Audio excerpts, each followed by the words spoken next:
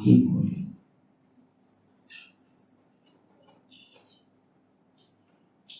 ఇక్కడ వచ్చిన వాళ్ళు చాలామంది రామకృష్ణ భక్తులే. అందరూ నాకు ఇక్కడ ముందు పరిచయం ఉన్న వాళ్ళే. విశ్వనాథ్ గారు ఉన్నారు, అన్నపూర్ణ ఉన్నారు, పద్మజ ఉన్నారు, శివవర్మ గారు ఉన్నారు. భక్తులు ఇంకా పరిచయం చాలామంది నాకు తెలిసిన వారే. పూజనీయ స్వామీజీ గారికి, శైలేంద్రజీ గారికి నమస్కారం, ప్రణామం తెలియజేస్తూ రామకృష్ణ, శారదాదేవి, వివేకానంద వారి జీవితంలో వారు జీవించింది, వారు చెప్పింది మనం వాటిని నిత్య జీవితంలో ఆచరించడానికి ప్రయత్నించేది. సాధారణంగా వీళ్ళు ఏది చేశారో, ఏం జీవితంలో ఆచరించారో అదే చెప్పారు, అదే మనం చేయమన్నారు. మనకు సాధ్యం కాని ఏమి చేయమని చెప్పలేదు.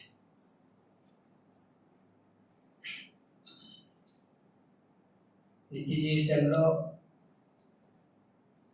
సాధన అనేది ముఖ్యం. కృషి చేయకుండా ఏవి లభించవు అనేది అందరికీ స్పష్టం. సులభ మార్గాలు ఏమీ లేవు. ఇక్కడ ఎవరు చిన్నపిల్లలు లేవు. సులభంగా సాధించేద్దాం అని అనుకునే టైం ఎవరు పెద్దవాళ్ళే. ఒక చిన్న విషయం ముఖ్యమైనది, ఉన్న వాళ్ళు చాలా మందిగా సాధ్యమే.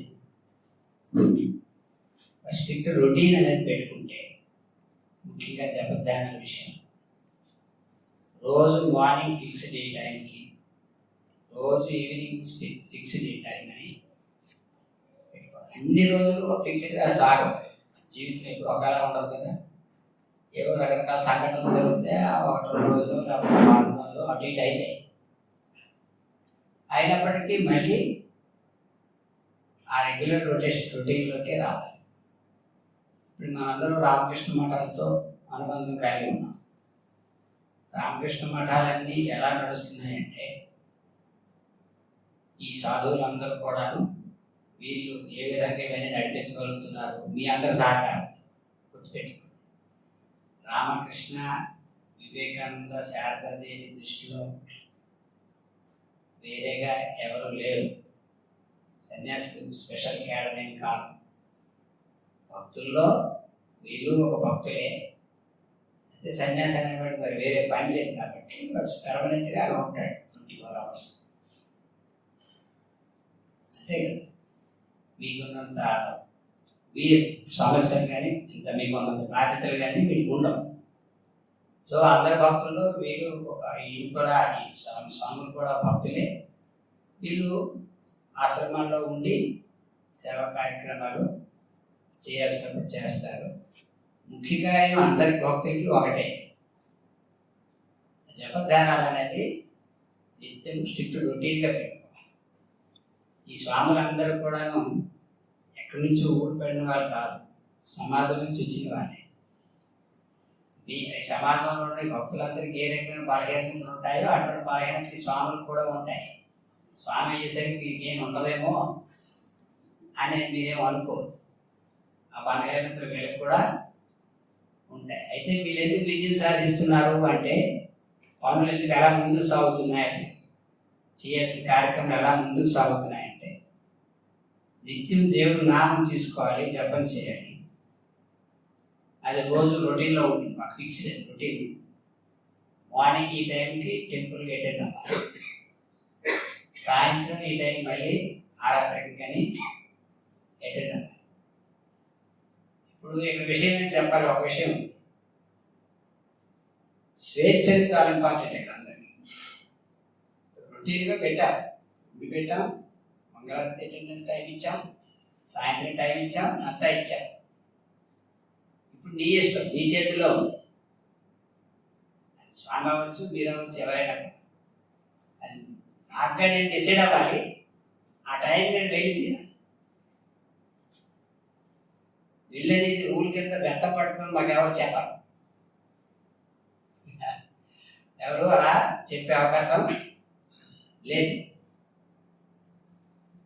అయితే నేను దేవుడి వైపు ఒక అడుగు ముందుకు వేయాలంటే ఏ ఆదర్శంతో నేను ఇక్కడికి వచ్చాను, దేనికోసం నేను రామకృష్ణ పట్టుకున్నాను, రామకృష్ణ మంత్రం దేనికోసం తీసుకున్నాను. దీక్ష తీసుకున్నప్పుడు మన అందరికీ తెలుసు, రామకృష్ణ మంత్రం మనం తీసుకున్నది ప్రపంచంలో సంబంధించినవి ఏవి పొందడానికి కాదు. స్పష్టంగా నాకు చెప్పేశాను, ముందే చెప్పేశాను. నా కడుపు నొప్పి తగ్గదు నామం తీసుకోవడం వల్ల, లేదా నా నిత్యావసరాలు తీరదు. వాటికి సంబంధించి డాక్టర్ దగ్గరికి వెళ్ళడం, నిత్యావసరాలకి నేనే కృషి చేసి సంపాదించుకోవడం చేసుకోవాలి. దానికి దేవుడు అవసరం లేదు. దేవుడిని అడిగితే ఇవ్వడానికి అడగచ్చు, ఇస్తాడు. కానీ అంత చిన్న చిన్న విషయాల కోసం రామకృష్ణ దగ్గర రావక్కర్లేదు. రామకృష్ణులో అవతారం, త్రేతాయుగంలో రాముడు, ద్వాపరయుగంలో కృష్ణుడు, కలియుగంలో రామకృష్ణ. నిత్య జీవితంలో ఆయన జీవించున్న కాలంలో ఆయన వైభవాన్ని రాముడు చూపించినట్టు, కృష్ణుడు చూపించినట్టు చూపించకపోయినప్పటికీ ఆయన శరీరాన్ని విడిచిపెట్టిన తర్వాత ఆయన వైభవాన్ని ఈ రూపాల్లో చూపిస్తున్నాడు. ఆయన అందరిలో ఉన్నాడు. విభుడు అంటే అంతా వ్యాపించి ఉన్నాడు, అదే వైభవం. సో ఆ వైభవం రామకృష్ణులు ఎవరైతే సిన్సియర్గా ఆ జపం చేస్తామో, సిన్సియర్గా ఆ టైంకి అటెండ్ అవుతామో, అదే తప్పకుండా అదేవిధంగా మనం రోజు స్ట్రిక్ట్గా ఫాలో అవ్వాలి. దీనివల్ల అందరికీ ప్రయోజనమే, స్వామిలు అవనియండి, కానీ కాకపోయినాయండి. ఇది చాలా ముఖ్యమైన అంశం. సో బాధ్యత తీసుకున్నాం, మన బాధ్యత ఆయనకి ఇచ్చేసాం. రామకృష్ణుడికి, శారదేవికి, వివేకానంద పేర్ల మీద మన బాధ్యత వాళ్ళకి ఇచ్చేసాం. మనం ఎక్కడ దారి తప్పకుండా, తప్పుదారి పోకుండా, ఒకవేళ దారి మనం మళ్ళినా మనల్ని తీసుకొచ్చి ఆ దారిలో పెట్టే బాధ్యత వాళ్ళది. గుర్తుపెట్టుకోండి. ఒకసారి రామకృష్ణ నామాన్ని మనం పొందిన తర్వాత, ఆయన ఆశ్రయితులు అయిన తర్వాత, ఒకవేళ మన దుర్బుద్ధితోనో లేకపోతే వేరే కారణాల వల్లనో మనం ఎక్కడైనా దారి తప్పిపోతే ఆ మనల్ని మళ్ళీ దారిలోకి తీసుకొచ్చే బాధ్యత వాళ్ళది. పతనం అవ్వడం అనేది మనకి లేదు, పతనం అవ్వదు. సో మనకు కావాల్సింది ఏంటి? వాళ్ళకి మనం ప్రీతి పాత్రలు కావాలి. రామకృష్ణులు ఏం చెప్పారు? నువ్వు నా వైపు ఒక అడుగు వేయి, నేను నీ వైపు 10 అడుగులు వేస్తాను. విషయం ఏంటంటే, మనకి యాక్చువల్గా ఏది కావాలి అనేది మనం నిత్యం ప్రశ్నించుకోవాలి. నిజంగా నాకు కావాల్సింది ఏంటి? నాకు దేవుడు కావాలా నిజంగా అని ప్రశ్నించుకోవాలి. ఎందుకు మనం అంత సీరియస్గా, సిన్సియర్గా మనం చేయలేకపోతున్నాం, చేయట్లేదు మనం అంటే నిజంగా మనకు దేవుడు కాదు కావాల్సింది. మనకు కావాల్సిన ఏదో వేరే అంశాలు.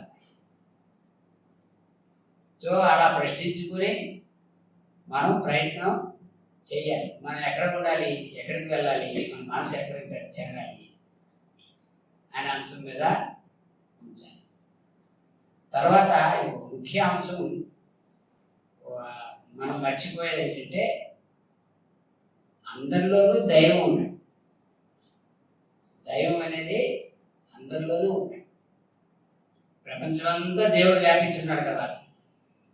రామకృష్ణుడు చెప్తారు, అంతా దేవుడు వ్యాపించు. సో ఆ దేవుడు మనం ఎక్కడ చూస్తున్నాం? గుడికి వెళ్తున్నాం, మసీద్కి వెళ్తున్నాం, చర్చికి వెళ్తున్నాం, లేకపోతే ఇంకేవో రకరకాల పేర్లతో ఉన్నాయి, వాటికి వెళ్తున్నాం, అక్కడ చూడడానికి ప్రయత్నం చేస్తాం. కానీ రామకృష్ణులు ఏం చెప్తారు? గుడిలో ఉన్న ఆ విగ్రహంలో అక్కడ దేవుడిని నువ్వు చూడగలిగితే, చూడడానికి వెళ్తున్నావు, ఆ దేవుడు మనిషిలో ఎక్కువ తీవ్రంగా ఉంటాడు, ఎక్కువగా ఉంటాడు. సో రామకృష్ణ భక్తులు అనే వాళ్ళందరూ కూడా బాగా గుర్తుపెట్టారు. అంటే ప్రతి మనిషిలో కూడాను దేవుడు, వాళ్ళు ఎవరిని ముఖ్యంగా ప్రాముఖ్యంగా రామకృష్ణులు తీసుకున్నారు? దీనులు దరిద్రులు తీసుకున్నారు. మనం ఎవరైతే నిమ్న కులాల వారు అంటామే, నీచ కులం ఏమి కులం అంటామే, లేదా అదే చిన్న చిన్న పనులు చేసేవాళ్ళని పేదవాళ్ళని ఉంటారే, వాళ్ళలో ఇంకా ఎక్కువ ఉంటాడు అన్నట్టుగా వివేకానంద చెప్తాడు. మాతృదేవో భవ, పితృదేవో భవ, ఆచార్య దేవో భవ అని మీరు విన్నారు, చదివారు. దరిద్రదేవో భవ, దీనదేవో భవ, మూర్ఖదేవో భవ. చదువు లేదు, జ్ఞానం మూర్ఖుడు, వాడికి ఆ జ్ఞానం. వాడిని దేవుడు వచ్చే 100 ఏళ్లలో ఇది మీరు తీసుకోండి అన్నారు వివేకానంద. రామకృష్ణుడు స్వయంగా అలాగే చూశారు. రామకృష్ణుడి జీవితంలో మీరు ఎక్కడ ఎవరిని తక్కువగా చూసిన సందర్భం ఒకటి కూడా కనబడదు. కానీ చిన్నప్పుడే యజ్ఞోపేతం తీసుకునేటప్పుడు, ఆ గాయత్రి మంత్రం తీసుకున్నప్పుడు తమకంటే అప్పట్లో ఉండే కుల వ్యవస్థలో తక్కువ కులం ఆమెకి దగ్గర భిక్ష తీసుకోవడానికి వెళ్తానంటే అందరూ కాదంటే కుదరదు. ఆమెకి నేను మాట ఇచ్చాను, నేను వెళ్ళి తీసుకోండి. అప్పటికి పిల్లడి వయసు ఎంత? 8 ఏళ్ళే. మనం విన్నాము, మనం చూసే విధానం, మనం ట్రైన్ అయిన విధానమే తప్పు విధానం ట్రైన్ అయ్యాం. వాళ్ళు చిన్న టైప్ పనులు చేస్తారు. సో అటువంటి పనులు చేసేవాళ్ళు వాళ్ళకి అని మనకు చిన్నప్పుడే ట్రైనింగ్ అయింది. అలా ట్రైన్ అవ్వడం వల్ల ఈవెన్ వివేకానందుడికి కూడా సమస్య వచ్చింది. వివేకానందుడు ఒక దగ్గరికి వెళ్ళి రోడ్డు పక్కన హుక్కా తాగుతాను బాబు, హుక్కా తాగుతున్నా చూసి సరదా పడ్డాడు. దేశం ఇక్కడైతే హుక్కా దొరికింది, దేశాలు ఆనందంతో వెళ్ళి వాడి దగ్గర హుక్కా అడిగితే, బాబు నువ్వు సన్యాసివి, నేనేదో ఏదో జాతి కులానికి చెందినవాడిని, నేను తాగే హుక్కా నువ్వు తాగకూడదు అంటే వివేకానంద కూడా అలాగా లేచి వెళ్ళిపోయాడు. 4 అడుగులు వేసిన తర్వాత వివేకానందుడికి గుర్తొచ్చింది, ఏంటిది, నేను సన్యాసినా? ఏ విధంగా నేను సన్యాసిని? నా కులం ఏంటి, మతం ఏంటి, జాతి ఏంటి, భేదం ఏంటి? భేదభావం అనేది మనల్ని చాలా రకాలుగా సమస్యలు సృష్టిస్తుంది. భేదభావం చూడకూడదు. ఆత్మ సర్వవ్యాపి. వేరే శరీరాల్లో ఉన్నప్పటికీ ఆ శరీరాలు వేరు రంగులు అవ్వచ్చు, వేరు కులాలు ఉండొచ్చు, వాటికి వేరు మతాలు, వేషధారణలు వేరుగా ఉండొచ్చు, వేరు ప్రాంతాల వల్ల అయితే కావచ్చు. అయినప్పటికీ అందరిలో ఉన్న ఆత్మ ఒకటే. మయి సర్వమిదం ప్రోతం సూత్రే మయి సర్వమిదం ప్రోతం సూత్రే మరిగనాయవా. నేను అన్ని జీవుల్లో కూడా పుష్పమాలలో ఉండే నేను ఆ దారుణంతో ఆ దారుణాన్ని అంతా వ్యాపించున్నా. అంటే ఇప్పుడు నేను ఒక మనిషిని ఏనంగా తిన్నవాడిగా చూస్తే నాలో ఉండే ఆత్మనే నేను అవమానించినట్టు కదా. నేను వాళ్ళని అసహించుకుంటే నన్ను నేనే అసహించుకుంటాడు అవుతుంది కదా.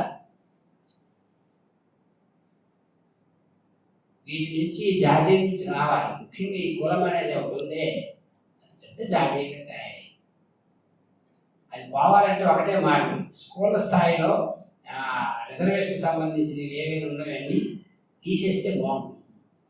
అవి తీస్తే కానీ కులం పోతే, ఎందుకంటే అక్కడ రాసేసుకుంటారు, స్కూల్లోనే రాసేసుకుంటారు. ఈ కులం వాళ్ళు ఎంతమంది, ఈ కులం వాళ్ళు ఎంతమంది భోజనమే రాస్తారు.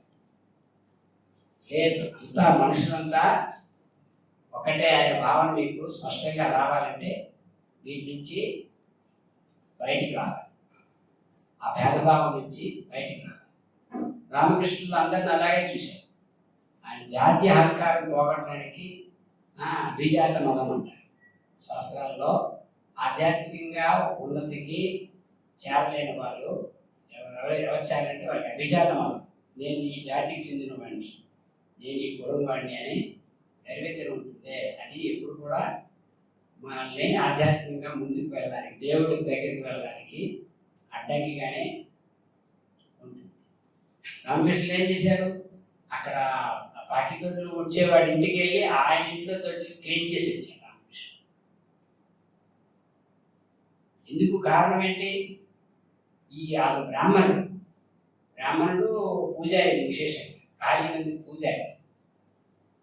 అంటే ఎంత అప్పుడున్న కుల వ్యవస్థలో అతను ఎంతో పై స్థాయిలో ఎవరెస్ట్లో ఉన్నాడు, వీడేమో ఎక్కడో మరియానా ట్రెంచ్లో ఉన్నాడు, పసిఫిక్ ఓషన్. సో అతని ఇంటికి వెళ్ళి అతని ఇంట్లో సేవ చేసి వచ్చి ఒకరోజు చేయలేదు రామకృష్ణ. అమ్మ కాళీ ప్రార్థన చేస్తూ, ఇది పదే పదే పోవాలమ్మా, ఇది పోవాలి, ఆ మనసు నుంచి ఆ దోషాన్ని లేకుండా చూడు, ఆ అభిజాత మదం పోయేట్టుగా చూడని ప్రార్థన చేశాను. చూసారా? సో ఆ భేదభావం మనలో పోవాలి, ఆచరణలో వాళ్ళకి చూపించారు. దక్షిణ భారతదేశంలో చెన్నై మఠంలో శ్రీమద్ స్వామి రంగనాథానికి చెప్తే అక్కడ ఉన్న బ్రాహ్మణుడు, అరే ఇటువంటి జరగలేదు, మీరేం తప్పు చెప్తారంటే నేనేం తప్పు చెప్పలేదు, ఆయన నిజంగా చేశాను. ఒకవేళ చేస్తే మాత్రం మీరు ఇలా ఓపెన్గా పబ్లిక్ అందరికి చెప్పకూడదు అన్నారు. చెప్పకూడదని మీరంటే నేను ఆగేది లేదు, నేను పదే పదే చెప్తాను అని ఆ స్వామి ఇప్పట్లో కాదు, 1950s 60sలోనే అది ఆ రోజుల్లో ఎక్కువ ఉంది. ఆ స్వామి అలా చెప్పేవారు. సో ఆ వివేకానంద జీవితంలో అమ్మ శారదాదేవి జీవితంలో అసలేదు. శారదాదేవి అందరినీ తల్లిలా చూసు. ఆమె దగ్గర ఎవరు లేదు. ముఖ్యంగా ఆ రోజుల్లో ముస్లిమ్స్ పేదవాళ్ళు ఉండేవారు ఎక్కువ. వాళ్ళకి జీవనాధారం ఉపాధి లేక వాళ్ళు దొంగతనాలు చేసేవారు. ఆ దొంగతనాలు చేసేవాడిని కూడా ఆదరించి వాడికి అన్నం పెట్టింది బాబు. ఆ బంధువులు వాళ్ళని దూరంగా పెడితే దగ్గర కూర్చొని అన్నం పెట్టి తినిపించింది. దాని ఇల్లు కట్టడానికి కావలసిన ఇది ఉంది కదా, పని వాళ్ళందరూ కూడా వీళ్ళే చేయాలి, ఈ పేదవాళ్ళు చేసే, లేకపోతే కూడా ఎలా పడుస్తుంది. వాళ్ళు మన కులం వాళ్ళు కాదు, వాళ్ళు వేరే మతం వాళ్ళు కూడా వాళ్ళ చేత చేయించుకోకూడదని ఊరి పెద్దలు ఊరి వాళ్ళు అంటే అమ్మ స్పష్టంగా చెప్పింది, లేదు వీళ్ళే చేస్తారు, వీళ్ళే ఎక్కడ అన్నం తింటారు, లేకపోతే పని లేకపోతే వాళ్ళు ఎలా అన్నం తింటారు, వాళ్ళకి అన్నం దొరకదుగా అని అమ్మ వాళ్ళ చేతే చేయించు. సో మనకి ఒకటి ఈ విషయం స్పష్టత, ఒక క్లారిటీ మనకి నిజ జీవితంలో ఆచరణలో చూపించాలి. తర్వాత ఇంగ్లీష్లో పదం ఉంది, హ్యూమన్ డిగ్నిటీ అంట. హ్యూమన్ డిగ్నిటీ, మనిషి అయ్యేది ఫస్ట్ పాయింట్ గుర్తుపెట్టు. హయ్యెస్ట్ క్వాలిఫికేషన్ ఏంటి తెలిసిన సృష్టిలో మనిషిగా జన్మించే గొప్ప క్వాలిఫికేషన్. అలా జన్మించిన వాడు రోడ్డు పక్కన పిచ్చివాడిలా పడుంటే ఉండొచ్చు కాక, అయినప్పటికి కూడా వాడికి నువ్వు గౌరవం. గ్రేటెస్ట్ టెంపుల్, గొప్ప దేవాలయం అంటే ఏదుందంటే అది మనిషే. ఆ గౌరవం ఇవ్వండి. ఒకవేళ వాడు తప్పులే చేసి ఉండొచ్చు, వాడు పెద్ద దొంగ అవ్వచ్చు, లేకపోతే ఎన్నో నేరాలు చేసి ఉండొచ్చు కాక, అవి చేస్తే నేను వాడిని అమర్యాదగా వ్యవహరించాలని ఎక్కడ లేదే.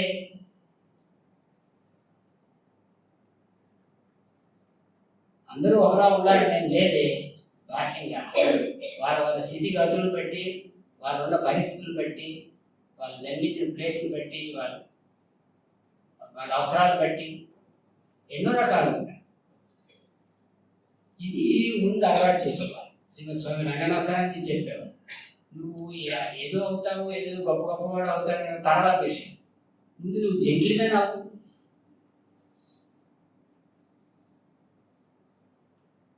ఏ జెంటిల్మెన్. నా దగ్గర పనిచేసే వ్యక్తి వాడు సరిగ్గా చేయలేదు అనుకోండి, వాడు వ్యవహారం సరిగా లేదనుకోండి, పదే పదే చెప్పిన వాడు మారలేదు, వాడు జెంటిల్గా చెప్పచ్చు, బాబు అమ్మా నీతో నాకు అవ్వట్లేదు, దయచేసి వెళ్ళు అని చెప్పడంలో ఏంటి గురించి నష్టం. సో ఇదంతా కూడా మనం నేర్చుకోవాల్సింది నిత్య జీవితంలో. తెలుసుకోవలసిన అంశం. మరి ఇక భక్తి అనే అంశం విషయంలో చెప్పుకుంటే రామకృష్ణులు, శారదాదేవి, వివేకానంద వీళ్ళ జీవితాల్లో వీళ్ళకంటే గొప్ప భక్తులు ఎవరు కూడా. భక్తి అంటే వేరే అంశం ఏమీ లేదు, సింపుల్. ఆ భక్తి అనే పదానికి సరి అయిన పదం మనం అర్థం చెప్తే ప్రేమించు. భక్తి అంటే ఏంటి? ప్రేమించు. మనందరికీ ప్రపంచంలో ఉండే ప్రేమలు తెలుసు కదా, ప్రపంచంలో ఉండే ప్రేమ మనకు తెలుసు. ఎందుకు ఒక తల్లి ఒక తన పుత్రుని కానీ ఎవరిని ఎందుకు ప్రేమిస్తుంది? నావాడు అని, నా అని ఫీలింగ్, నా అని ఐడెంటిటీ. దేవుడు కూడా నావాడు, ఇంకా దగ్గరవాడు. దేవుడు కూడా నావాడు, ఇంకా దగ్గరవాడు. నాకున్న ఆత్మీయులు, బంధువులు ఏదో క్షణంలో నా కష్టకాలంలో ఉండేటప్పుడు క్షణంగా నన్ను వాళ్ళు విడిచిపెట్టిపోవచ్చు. దేవుడు నేను కష్టకాలంలో ఉన్నప్పుడే నన్ను విడిచిపెట్టకుండా నన్ను పట్టుకుంటాడు. ఆత్మీయుల బంధువులు వదిలేసి పారిపోయే అవకాశం ఉంది, దేవుడైతే అలా విడిచిపెట్టాడు. ఎందుకు? అతను మనకంటే ఆయన మనల్ని ఎక్కువ ప్రేమిస్తున్నాడు. ఆయన మనల్ని విడిచిపెట్టాడు. ఆయన అంత దగ్గర పడతాడు. సో ఐ లవ్ యూ అంటామే. ఐ లవ్ యూ అంటే everyday we love our God. అయితే ఈ సినిమాటిక్ లెవెల్లో మనం ఐ లవ్ యూ అని ఓపెన్గా అలా చెప్పము. కళ్ళు మూసుకొని హృదయంలోనే ఆయన పెట్టుకొని ఒక ప్రేమికురాలతో ఏం మాట్లాడతాడు, ఒక ప్రేమికుడితో ఏం మాట్లాడు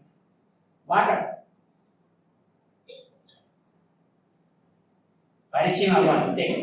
ఒకనెవరు అడిగారు, నువ్వు గుడికి రోజు ఎందుకు వెళ్తావు అని అడిగితే అతను కౌంటర్ క్వశ్చన్ వేశాడు, నువ్వు రోజు నీ ప్రియురాలు చూడడానికి నువ్వు ఎందుకు వెళ్తావు? ప్రియురాలు రోజు నేను చూస్తే నాకు ప్రేమ పెరుగుతుంది. నేను గుడికి రోజు వెళ్ళి నా దేవుడిని చూస్తే నాకు ప్రేమ పెరుగుతుంది.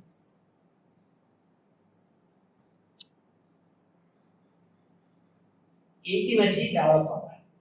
భక్తి అంటే అదే, మనం ఎంతో క్లోజ్ రిలేషన్ పెట్టుకోవాలి. ఈ క్లోజ్ రిలేషన్స్ ఎన్ని ఉన్నాయి మనకి? దేవుణ్ణి చట్టి పిల్లల్లా చూసుకోవచ్చు, బాలకృష్ణుడిగా చూడవచ్చు, దేవుణ్ణి మిత్రుడిగా చూడవచ్చు, సఖ్య, దేవుణ్ణి తల్లిగా తండ్రిగా చూడవచ్చు. మన రెగ్యులర్గా నిత్య జీవితంలో మనకి ఏ రిలేషన్స్ ఉన్నాయో ఆ రిలేషన్స్లో మనం చూడొచ్చు. ఆ రిలేషన్స్ మనకి అపీలింగ్ అయింది ఏదైనా చూడొచ్చు. దాస్యభావం ఉంది, శాంత భావం ఉంది. నేను దాసుడిగా భావించవచ్చు, హనుమాన్ దాసుడిగా భావించి కూర్చునేవాడు. ఎప్పుడు రాముడు ఆజ్ఞాపిస్తాడో ఎప్పుడు చేయాలని ఆతరంగా ఎదురు చూసేవాడు. ఇంత ఏమవుతుంది, ఈవెన్ చెప్పాలంటే దేవుణ్ణి శత్రుభావంతో కూడా నువ్వు చూడొచ్చు. దేవుణ్ణి శత్రుభావంతో చూసినా కూడా నీకు ఆధ్యాత్మికంగా ముందుకు వెళ్ళగలరు. కంసుడు, రావణాసురుడు, శిశుపాలుడు వీళ్ళందరూ ఏమయ్యారు? వాళ్ళ దేవుడి గురించి అదే పనిగా చెడ్డవాడు ఇలా తప్పులు చేశాడు, అలా తప్పులు చేశాడు అని రకరకాలుగా శిశుపాలుడు ఎన్ని రకాల దోషాలు చేశాడు, 100 వెరైటీస్ ఆఫ్ దోషాలని చేశాడు. చేస్తే ఏమైంది? చివరికి పూర్తిగా దేవుడి మీదే కంటెంప్లేషన్ అయింది. వీళ్ళందరూ రావణుడు కానీ, కంసుడు కానీ, శిశుపాలుడు కానీ వీళ్ళందరూ ఏమయ్యారు తెలుసు? చనిపోగానే అక్కడ ఉన్న వాళ్ళందరూ కనిపించారు. దేదీప్యంగా ఒక దీపం అలాగే వెళ్ళి రాముల్లోనూ కృష్ణుల్లోనూ కలిసిపోయారు. Develop a relation. అది ఏ రిలేషన్ అయినా పర్వాలేదు, అది సులభం కదా. ధ్యానంలో ఎన్నైనా చేయొచ్చు. ఆయన మీద ప్రేమ పెరగడానికి మన పూజలు ఇవన్నీ చేస్తాం కదా, ఆ వ్యక్తికి మనం ఒక సేవ చేస్తాం. దేవుడికి ఏం చేస్తాం? పువ్వులు అర్పిస్తాం, ఇది ఒక సేవ. దేవుడికి అర్ఘ్యం ఇస్తున్నాం, ధూపం ఇస్తున్నాం, దీపం ఇస్తున్నాం. ఇవన్నీ ఏంటిది? ఒక ఎదురుకున్న వ్యక్తికి ప్రేమగా మనం ఇవన్నీ సమర్పిస్తున్నాం. నీళ్ళు ఇస్తున్నాం, నైవేద్యం పెడుతున్నాం. నైవేద్యంలో వెరైటీ స్వీట్స్ పెడుతున్నాం, ఫ్రూట్స్ పెడుతున్నాం. ఇవన్నీ దేనికి? లవ్, ప్రేమ. అయితే ఈ భక్తి అనే వాడు వాడేసరికి అది దీనికి ప్రేమ అనేది కనెక్ట్ అవ్వచ్చు. మనకు అర్థమయ్యే లాంగ్వేజ్ ఏంటంటే లవ్, ప్రేమ. ఆ ప్రేమే భక్తి. అలా మనం ప్రయత్నించాలి. రామకృష్ణులు ఏం చేశారు? ఎక్కువగా కాళీని మొదట దాస్యభావంలో ట్రై చేసిన తర్వాత షిఫ్ట్ అయ్యి మాతృభావంలో తీసుకున్నారు. అది చాలా రెండు బాగున్నాయి. వాత్సల్య భావం, మాతృభావం రెండు కొంచెం సులభమైనగా ఉన్నాయి. సాధారణంగా మాతృభావం లేడీస్కి సహజంగా ఉంటుంది. సృష్టిలో జెంట్స్కి ఆ మాతృభావం అంత త్వరగా వస్తుంది అనుకో. న్యాచురల్గా సృష్టిపరంగా వచ్చింది మీకు. సో మీరు దేవుణ్ణి పుత్రభావంతో మీరు చేస్తే త్వరగా మీకు ముందుకు వెళ్ళే అవకాశం ఉంది. ఎందుకంటే మీకు సహజంగా ఉంది. ఇంకా దేవుడు అనేవాడు మనకి ఇంకా దగ్గరవాడు కాబట్టి ఆ ప్రేమ, ఆ భావం మనం నిత్య జీవితంలో ఆచరించవచ్చు. మన పిల్లల్ని మనం అన్ని రకాలుగా చేసేటప్పుడు, ట్రీట్ చేసేటప్పుడు అది దేవుడికే ఇస్తున్నట్టుగా భావంతో చేయొచ్చు. రామకృష్ణుడు మాతృభావం, రామకృష్ణుడు చిన్నపిల్లడి భావం ఉండేవారు కాబట్టి ఆ భావంలో రామకృష్ణుడు ఉండేవారు. ఆయన ఆ విధంగా అమ్మ అనుకుంటూ ఉండే. చనిపోయే సమయానికి కూడా అమ్మ కాళీ అనుకునే చనిపోయాడు. అమ్మానికి పేరు లేకుండా చనిపోయాడు. సో ఈ భక్తిలో ఇన్ని రకాలు ఉన్నాయి. ఇంకా బాగా జ్ఞానం బాగా పెంచుకోవాలి. ఇప్పుడు నాకు ప్రేమ పెరగాలంటే వాళ్ళ గురించి ఎన్నో తెలియాలి కదా. ఒక భార్య ఒక భర్తను ప్రేమిస్తుంది, ఒక భర్త భార్యను ప్రేమిస్తున్నారంటే వాళ్ళ గురించి వాళ్ళకి ఎన్నో ఇన్ఫర్మేషన్ బాగా తెలుసు. అవి తెలిసిన కొద్దీ ఆ ప్రేమ పెరుగుతుంది. సో మనకి కూడా మన ఇష్టమైన దేవుడిని ప్రేమించడంలో దానికి సంబంధించిన ఇన్ఫర్మేషన్ మనకి చాలా ఉంది. రామకృష్ణ జీవితం ఉంది, రామకృష్ణ లీలా ఉంది, తర్వాత రామకృష్ణ కథామృతం ఉంది, ఎన్నెన్నో ఉన్నాయి. అవి నిత్యం గ్రంథపట్టణంగా మనం చేసుకుంటే ఇంకా ఎక్కువ మన ఆలోచనలో వాళ్ళు ఉంటారు. సో ఈ రోజుకి ఇంతవరకు నేను చెప్పగలిగింది. పూజనీయ స్వామి శేఖర్ మిమ్మల్ని ఉద్దేశించి నమస్తే.